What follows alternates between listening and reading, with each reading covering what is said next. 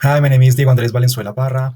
In this video, I'll be um, talking about the following presentation. I'm a listening expert, so I'll be sharing with you some of guide, the key principles to teach listening at different scenarios at school or at different levels. So let's start with the content. We're gonna see the following aspects of the listening skills. So let's take a look to the overview. One second.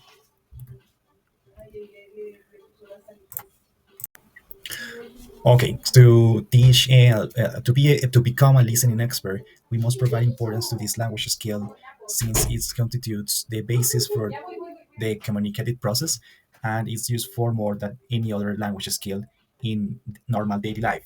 We're constantly listening to what others say, so we must pay attention and uh, uh, get an assume an active role in the listening in listening where we have to take interpretation of what we listen and construct the meaning of the given input. So now let's take a look to some teaching approaches. um, First of all, we should choose a model: listening and repeating, between listening and repeating, or listening and answering comprehension, or text listening and interactive listening. Those models give us a base to approach the listening communicative skill in the to our students. Then we must provide a meaning to the listening practice. So the lessons should equip the students to listen with clear and real purpose. And then the third aspect is the listening lessons should be structured sequentially into three main phases, which are pre-listening, during listening, and post-listening. Finally, we have these four aspects.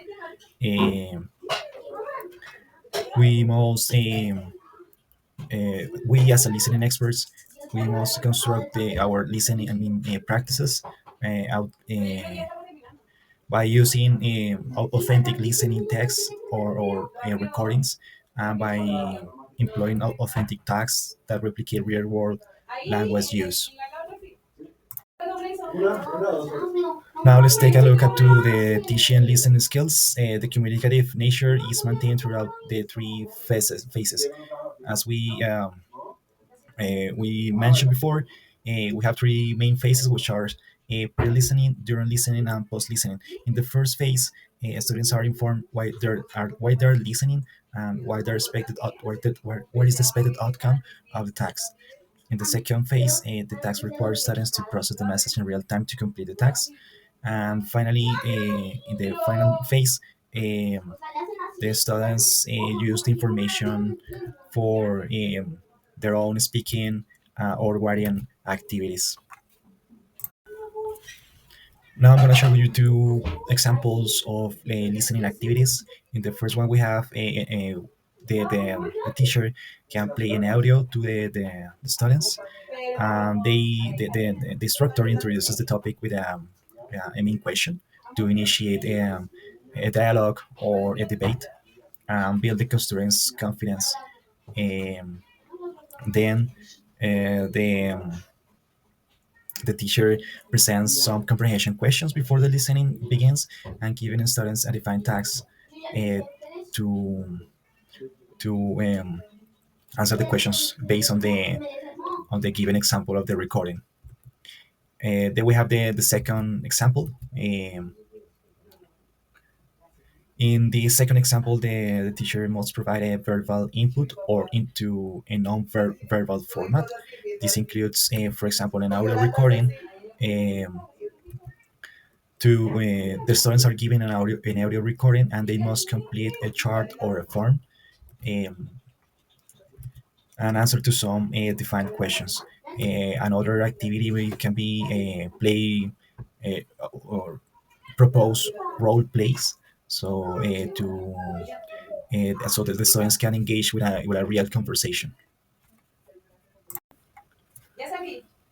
According to the Common European Frames of Reference, in listening, the students are should be able to um, communicate themselves, communicate with each other in intermediate level.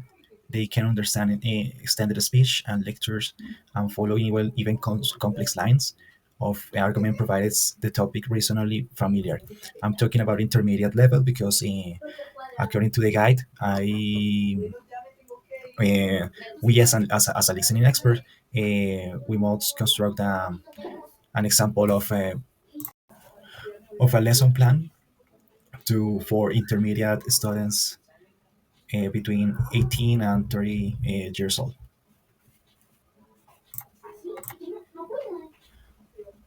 We have some educational resources to construct our lesson plans. Here we have the following links. I provided four examples.